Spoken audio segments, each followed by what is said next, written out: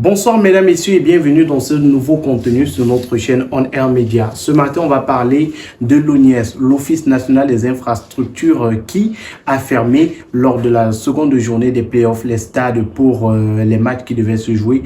On parle là du stade Mbappé-Lépée et du stade de Bipanda. Les matchs ont été fermés avec pour cause le non-paiement des factures par la Fédération camerounaise de football. Et nous revenons sur cet incident qui a un peu entaché les playoffs avec notre consultant Yannick Reno. Bonsoir Yannick Reno. Bonsoir mon cher Magique et bonsoir également à tous les abonnés qui nous regardent avec beaucoup de plaisir et qui nous laissent des magnifiques commentaires.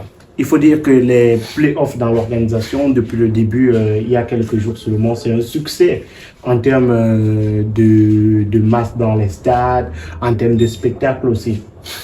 Oui, c'est un succès populaire dans les stades, avec notamment on va dire, une affluence voilà, des grands jours. Je crois que j'avais eu à le dire, hein, cette idée des playoffs de cette façon-ci apporte beaucoup d'animation et beaucoup de spectacles dans les stades, parce que non seulement ça regroupe la crème des équipes qui sont distinguées pendant la saison régulière, donc des différentes poules, la poule A, la poule B. Donc on prend les 4 meilleurs de chaque côté et pour les affronter. Et du coup, on est sûr hein, que le spectacle sera au rendez-vous et qu'on aura peut-être des matchs de qualité quand même, hein, des oppositions de qualité. Donc, et puis l'idée également de centraliser, d'avoir une zone comme ça où presque tous les matchs, où presque toutes les équipes viennent disputer les rencontres avant de rentrer dans leur base. C'est également une bonne idée, pourquoi pas. Ça permet à un public bien précis, par exemple cette année, hein, ces Douala, voilà, ça permet au public de Douala par exemple de vivre des grands matchs, des matchs d'envergure, des belles affiches qu'ils n'avaient pas forcément l'habitude de voir au cours de la saison régulière. Donc, c'est une bonne chose. C'est quelque chose à mettre à l'actif hein, de l'exécutif de Tigre. Vous voyez, on ne fait pas que des reproches. Quand quelque chose est bien, on peut également apprécier. Même si, comme j'ai eu à le dire, pour moi, la formule de deux poules, play-off et tout ça, c'était expérimental, c'était pour quelques années, je crois que c'est la dernière saison, c'est la dernière année voilà, parce qu'après on va passer un championnat, je crois, à 16 équipes et une seule poule. Voilà, parce que le but de Samuel Eto'o, c'était de réduire le nombre d'équipes, peut-être pour augmenter les subventions par club et avoir un championnat un peu plus facile à gérer. Il faut dire que si on peut apprécier le spectacle qui est donné sur le stade et surtout les spectateurs qui se déplacent par milliers chaque journée de play-off, il y a un événement qui est un peu entaché l'organisation de ces play-offs-là, c'est la fermeture des stades. Lors de la deuxième journée, les spectateurs et les équipes, les différentes équipes ont dû attendre des minutes, des trentaines de minutes avant d'avoir accès au stade. Et sous décision de Joseph-Antoine Bell, lui qui est le responsable de l'ONIES, l'organisme qui gère les infrastructures au Cameroun, les infrastructures sportives.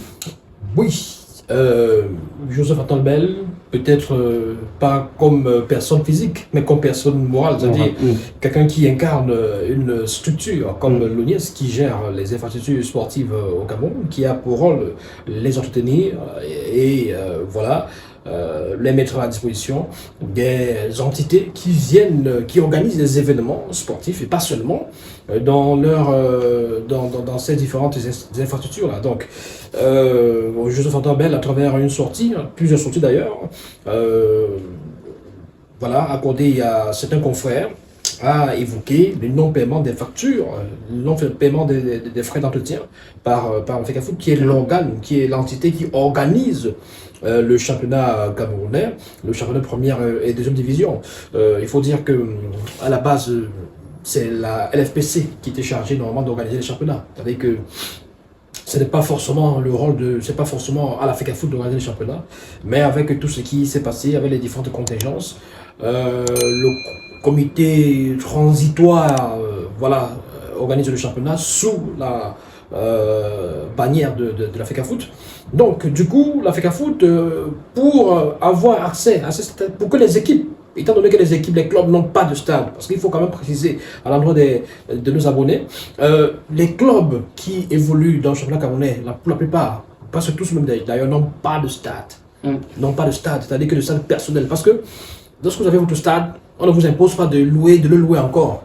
On ne vous impose pas de louer pour un match. Ce n'est pas la fédération qui vient. Alors le système au Cameroun est tel que c'est encore la fédération qui doit encore débourser de l'argent pour louer, pour avoir accès, donc pour pouvoir se procurer, on va dire comme ça, les stades, les infrastructures où le championnat va se dérouler, où les matchs vont se jouer. Voilà, on est quand même étonné et surpris par peut-être un manque d'anticipation de la part des organisateurs. C'est-à-dire que c'est pas le jour J qu'on va découvrir qu'on n'a pas peut-être réglé des factures ou réglé les frais d'entretien, etc., qui permettraient d'avoir le stade à notre disposition. Donc là, franchement, moi, je pense que c'est quelque chose à reprocher clairement à nos amis de la FECAFOOT, parce que vous avez un calendrier. Vous avez un calendrier qui est très clair, qui est précis, qui retrace tout ce qu'il y a comme match, comme affrontement. Et le jour J, les portails sont fermés.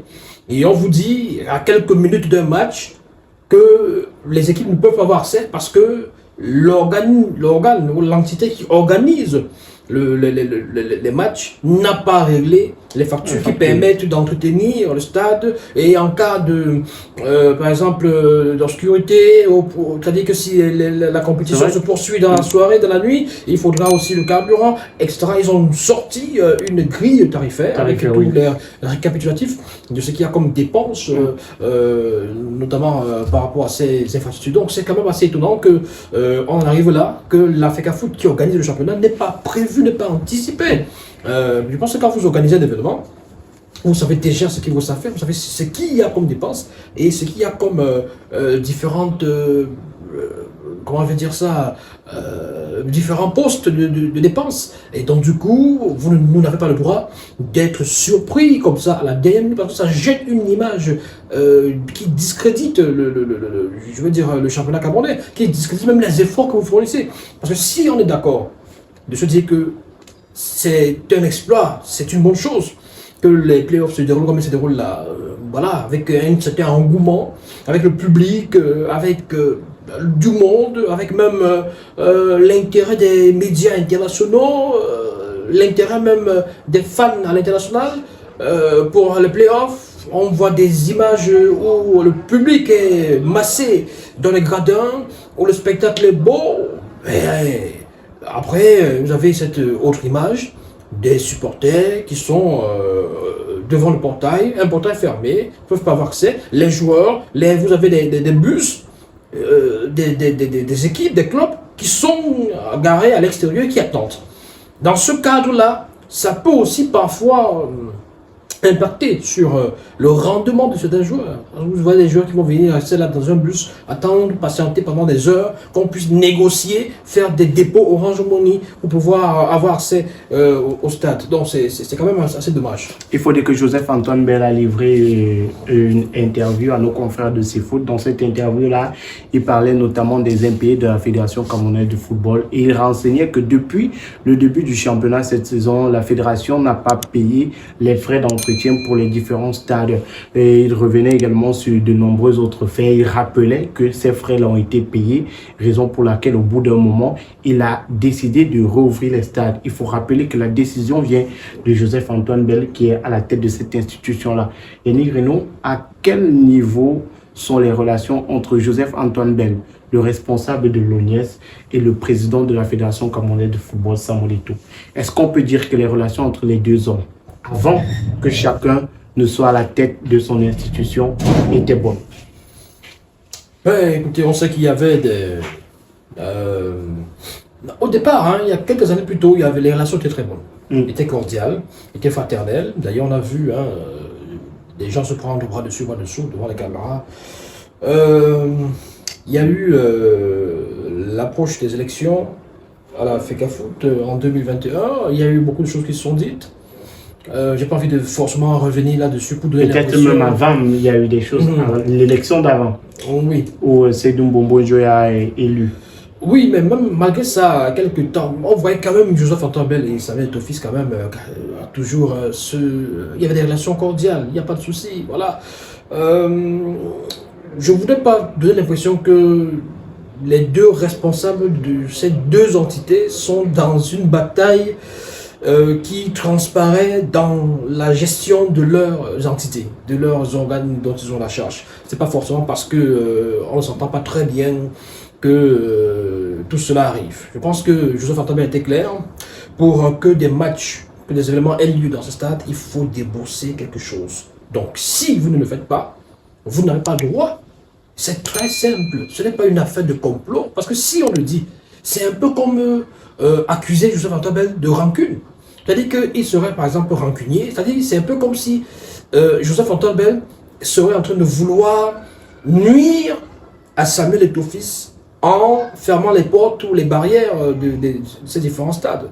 Or, à ce moment-là, ce n'est pas Eto'o-Fils qui souffre. C'est les footballeurs, c'est les clubs et autres. Donc, on ne peut pas, cette hypothèse-là, pour moi, est une hypothèse, voilà, un peu